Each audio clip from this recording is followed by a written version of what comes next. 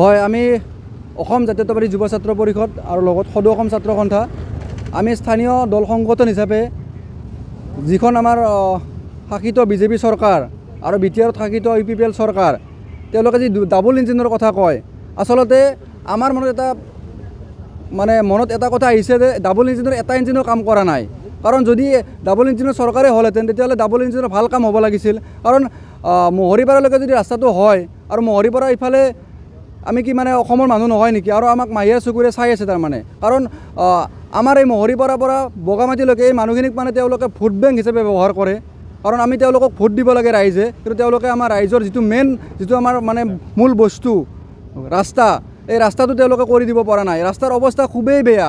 ইয়াত আমি গম পোৱা মতে বহুত বেমাৰী মেডিকেলত সিহঁতে ইয়াত ঢুকায় আৰু মানুহে যেতিয়া স্কুলৰ ল'ৰা ছোৱালী যাব বহুত এক্সিডেণ্ট হয়, দুৰ্ঘটনা হয়। তাৰ ফলত বহুত আমাৰ অঞ্চলত বহুত অপ্ৰীতিকৰ যিবিলাক ক্ষতি হৈ আছে বা এই ৰাস্তাটোৰ কাৰণে মানুহ ভালদৰে অহা যোৱা কৰিব পৰা নাই। বেপাৰ বাণিজ্যই হওক, স্কুলীয়া ল'ৰা ছোৱালীয়ে হওক, কলেজৰ ল'ৰা ছোৱালীয়ে হওক, অহা যোৱা কৰিব কোনো উপায় নাই। যদি গোৰেশ্বৰলৈকে নাওকটাৰ পৰা মানুহ যায় বা বাঙালীপাৰাৰ পৰা গোৰেশ্বৰলৈকে যায় বা গোৰেশ্বৰৰ পৰা ইফালে আহে, ধূলিৰে মানুহ লুতুৰ পুতুৰ হৈ যায়। মানুহজনক চিনি নাপায় কোন মানুহ এইজন, ধূলিৰে এনেকুৱা অৱস্থা হয়।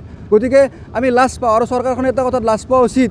হিমন্ত বিশ্ব শৰ্মা ডাঙৰীয়া, অসমৰ মাননীয় মুখ্যমন্ত্ৰী হিমন্ত বিশ্ব শৰ্মা ডাঙৰীয়া, আমি তেওঁক এটা প্ৰশ্ন কৰিব বিচাৰিছোঁ। অসমত যেতিয়া ইয়াত বিধানসভা ইলেকশ্যন হৈছিল বা আমাৰ ইয়াত যেতিয়া BTC বা BTR ইলেকশ্যন হৈছিল, আমাৰ MCL ইলেকশ্যন হৈছিল, পাৰিষদৰ ইলেকশ্যন হৈছিল, তেতিয়া তেওঁলোকে আহি ইয়াত বিভিন্ন কথাৰ ফুলজাৰি মৰা কথা কয়। তেওঁলোকে ডাবল লেনযুক্ত ৰাস্তা বনাই দিব, ডাবল ইঞ্জিনে কাম কৰিব, কিন্তু এটা ইঞ্জিনেও কাম কৰা নাই। কাৰণ এই ৰাস্তাত আপোনালোকে জানে, এই ৰাস্তাত কিমান দ গাঁত। আমাৰ BTR চিফ প্ৰমোদ বড়ো ডাঙৰীয়া, তেখেতে আচলতে কাম কৰিব পৰা নাই। তেখেতে চিফৰ দায়িত্বটো এনেই লৈ থৈ দিছে, কাম একো কৰিব পৰা নাই। কাৰণ ৰাইজে সন্তুষ্ট কৰিব পৰা নাই।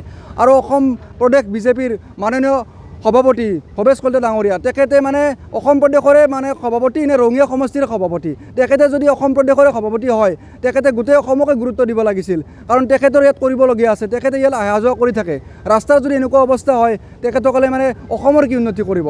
গতিকে আমি অসম জাতীয়তাবাদী যুৱ ছাত্ৰ পৰিষদ লগত সদৌ অসম ছাত্ৰ সন্থাই অনাগত দিনত যদি ৰাস্তাৰ কাম অতি সোনকালে নকৰে বা চেঞ্চৰ নকৰে, গতিকে অনাগত দিনত আমি ৰাইজক লগত লৈ এই অঞ্চলত আমি স্তব্ধ কৰি দিবলৈ বাধ্য হৈ যাম। সঁচাকৈ এটা দুখ লগা কথা যে আমাক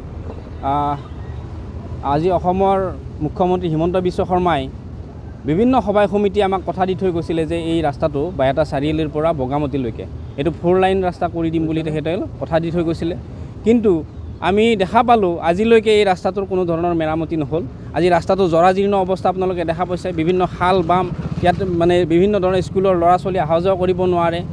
ইয়াতে এনেকুৱা এটা পৰিৱেশত তেখেতসকলে চৰকাৰখনে আজি বাইহাটা চাৰিআলিৰ পৰা মহৰীপাৰালৈকে এই ৰাস্তাটোৰ কাম কৰিলে, কিন্তু মহৰীপাৰাৰ পৰা বগামাটিলৈকে এই পথছোৱা কি কাৰণত তেখেতসকলে আধৰুৱা কৰি এৰিলে, কি কাৰণত তেখেতসকলে এই মানুহখিনিক গুৰুত্ব নিদিলে, মাহিয়াৰ দৃষ্টিৰে চালে, সেইটো আচলতে এটা লক্ষণীয় বিষয় হৈ পৰিছে। গতিকে আমি প্ৰশ্ন কৰিম যে এই মানুহখিনি মানুহ নহয় নেকি তেখেতসকলৰ মনত? গতিকে যদি তেখেতসকলে এনেকৈ মাহিয়াৰ দৃষ্টিৰে চাই, অহা ইলেকশ্যনৰ সময় আহি আছে, তেখেতসকলক এই উত্তৰ ৰাইজে নিশ্চয় দিব।